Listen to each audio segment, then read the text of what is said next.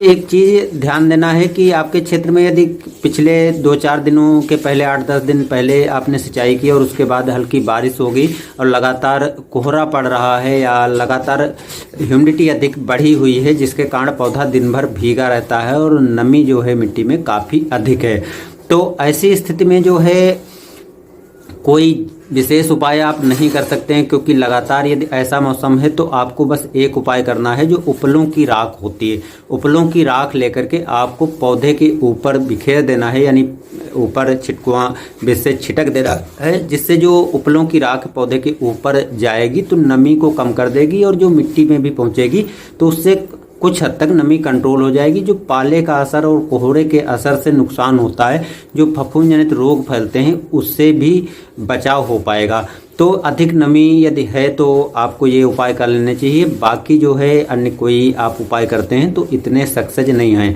बाकी दोस्तों, यदि पर्याप्त नमी से अधिक नमी है और लगातार कोहरा बना हुआ है, लगातार मौसम खराब है, बारिश भी हो रही है, बदली भी छाई है, तो इस समय फफूंद जनित रोग भी लगते हैं, तो उससे भी बचाव करना है। बाकी यदि आपके खेत में फफूंद जनित रोग नहीं दिखाई पड़ा है तो बेकार में आपको दवा नहीं डालनी है। जब रोग के लक्षण दिखाई पड़े तभी आप दवाओं को यूज करें।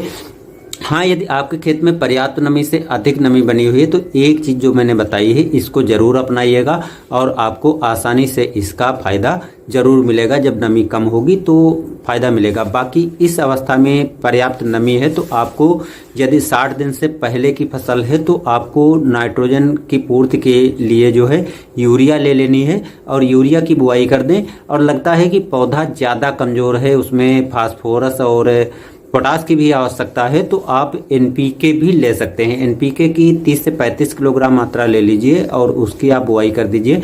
पर्याप्त नमी नहीं है तो आपको बुआई नहीं करना है, और यदि 60 दिन के ऊपर की फसल हो गई है तब भी आपको बुआई नहीं करना है। तो इस बात का आपको ध्यान रखना है। अब चलिए हम दूसरे टॉपिक पे चलते हैं। यदि आपके खेत में इस समय पीला रतुआ या पौधे सड़ने जैसी समस्या है तो इसका भी सेम वही कारण है कि पर्याप्त नमी से अधिक नमी होना और पूरे दिन कोहरा पड़ा रहना और या पौधा भीगा रहना, ह्यूमिडिटी अधिक होना। तो यदि ऐसे मौसम में आपके खेत में पीला रतुआ या फफूंद जनित रोग लगा हुआ है तो लग जाते हैं। यदि नहीं लगा हुआ फिर भी आपको खेत की निगरानी करना, देख रेख करते रहना है। कभी भी ऐसे रोग आपके खेत में पनपना चालू हो जाएंगे। बाकी यदि आप देखते हैं 1-2 पौधे पर भी ऐसे लक्षण पीला रतुआ या फफूंद जनित दूसरे रोग दिखाई पड़ते हैं तो आपको दवाओं का तत्काल यूज कर लेना है। कुछ दवाएं यहाँ पर बता रहे हैं, डोज के बारे में नहीं बताएंगे क्योंकि ऑलरेडी मैंने पहले ही वीडियो में बता रखा है। तो आप दवाओं की डोज जानना है तो उसमें देख सकते हैं। बाकी आपको पानी की जो मात्रा रखनी है वो 150 से 180 लीटर पानी रखना है, तभी आपको अच्छा फ़ायदा मिलेगा। क्योंकि बहुत से किसान भाई गलती करते हैं कि पानी की मात्रा कम रखते हैं। एक ओपेरा दवा आती है, एक निटेवो दवा आती है, फोलिकर आती है, कस्टोडिया आती है। 4-5 दवाएं ऐसी हैं जो इस समय जो फफूंद जनित रोग लगते हैं इसको आसानी से कंट्रोल करने की क्षमता है इसमें। तो इसमें से कोई भी दवा आप लेकर और स्प्रे कर सकते हैं। इसको अकेले स्प्रे करना है और अकेले स्प्रे के साथ साथ अच्छा रिजल्ट यदि आपको लेना है तो आप स्टिकर का भी यूज करें। अच्छा स्टिकर लेकर के और उसको मिला करके आप स्प्रे कर दें तो आपको इस रोग से अच्छी तरह कंट्रोल मिल जाएगा। और 10 से 12 दिन के अंतर पर 2 बार दवा को स्प्रे कर देने से काफ़ी अच्छी तरह से जो फफूंद जनित रोग या पीला रतुआ जैसी समस्या है वो बचा पाएंगे। इसके बाद तीसरी चीज़ आती है जो 60 से 70 दिन का गेहूं होता है, तो उस समय वास्तव में हमको करना क्या चाहिए। तो ये तो रही रोग बीमारियां और यदि आपके खेत में समस्याएं हैं तो उसके बारे में अब बात करते हैं कि यदि 60 से ऊपर की गेहूं हो गई है और 80 दिन के पहले की गेहूं है तो हमको कौन सी उर्वरकों को देना सही रहेगा और कौन सी उर्वरकों को देना सही नहीं रहेगा। तो एक चीज़ दोस्तों आपको ध्यान रखना है कि इस समय जो 60 से 80 दिन के बीच की जो गेहूँ होती है इस समय पौधे को फास्फोरस और पोटास की अधिक मात्रा होती है। तो इस समय जो आपको उर्वरक देना है वो ऐसी उर्वरक देना है जिसमें फास्फोरस की मात्रा हो और पोटास की मात्रा हो। तो इसके लिए जो अच्छी उर्वरक है वो 1261 नहीं देना है, जो उर्वरक देना है वो 05234 देना है। क्योंकि इस समय आपको यूरिया देने की आवश्यकता नहीं, यानी नाइट्रोजन की आवश्यकता नहीं पड़ती है। तो जो आपको इस समय उर्वरक देना है वो 05234 देना है। बाकी यदि आपको फास्फोरस की कमी अपने खेत में नहीं लगती है तो आप 0050 का स्प्रे कर सकते हैं, लेकिन सबसे अच्छा रिजल्ट जो इस समय मिलने वाला है, क्योंकि सबसे अधिक आवश्यकता होती है फास्फोरस और पोटास की, तो 05234 बेस्ट रहेगा।